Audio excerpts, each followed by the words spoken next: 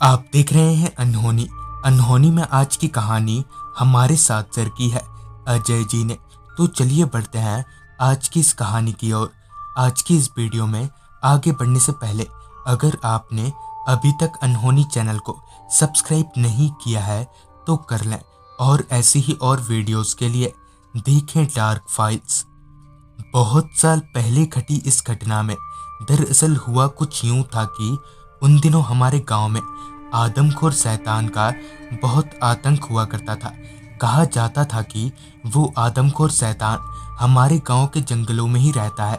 खैर, मैंने कभी उस शैतान को देखा नहीं था, जिस वजह से मैं इन सब बातों पर कम ही विश्वास करता था। मगर गांव के सभी लोग इन सब बातों पर पूरी तरह से विश्वास करते थे और अंधेरा होने से पहले अपने घर चले आते थे। ऐसे ही एक दोपहर जब मैं खेत से अपने घर आया तो पता चला कि मेरे बेटे की तबीयत अचानक ही बिगड़ गई है। तो पहले तो कुछ देर तक हमने घरेलू उपायों से काम लिया, मगर जब कुछ फायदा नहीं हुआ तब मैंने अपना साइकिल उठाया और सीधे शहर की तरफ दवा लाने निकल पड़ा। मुझे ये समझ नहीं आ रहा था कि थोड़ी देर पहले तक तो बंटी बिल्कुल ठीक था, तो फिर ये अचानक ही उसे क्या हो गया। खैर, मैं तेजी से साइकिल चलाते हुए शहर की तरफ आगे बढ़ने लगा। कुछ घंटा भर जैसा साइकिल चलाने के बाद मैं शहर के दवा खाने पहुंचा, मगर वहां डॉक्टर नहीं थे। क्योंकि शहर में ये इकलौती दवा की दुकान थी, तो मेरे पास और कोई चारा भी नहीं था सिवाय डॉक्टर का इंतजार करने के। करीब घंटा भर जैसा इंतजार करने के बाद जब डॉक्टर साहब आए तब तक अंधेरा हो चुका था। डॉक्टर को पूरी बात बताकर दवा लेने के बाद मैंने अपना साइकिल उठाया और सीधे घर की तरफ चलता बना।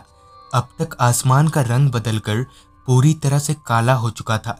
रास्ते पर घने अंधेरे के अलावा और कुछ दिख नहीं रहा था, ना तो कोई आदमी और ना ही कोई परिंदा। वैसे तो मैं डरता नहीं हूँ, मगर आज मुझे डर लग रहा था, क्योंकि आज मुझे उसी जंगल वाले रास्ते से गुजरना था जहां गांव वालों के मुताबिक वो आदमखोर शैतान रहता है। मगर फिर भी किसी तरह से हिम्मत जुटाकर मैं साइकिल चलाए जा रहा था। फिर जब मैं उस जंगल वाले रास्ते के पास पहुंचा तो मेरी नज़र रास्ते के किनारे लगे लंबे पेड़ों पर गई, जो कि रात के अंधेरे में बड़े ही भयानक दिख रहे थे।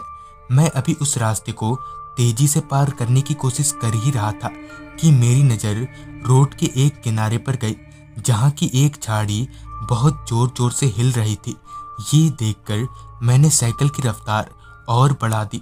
जैसे ही मैंने उस झाड़ी को पार किया कि मेरी नज़र मेरे साथ साथ चल रहे एक आदमी पर गई, जो कि मेरी साइकिल के साथ साथ बड़े ही अजीब ढंग से चल रहा था। उसकी शक्ल बेहद खौफनाक थी।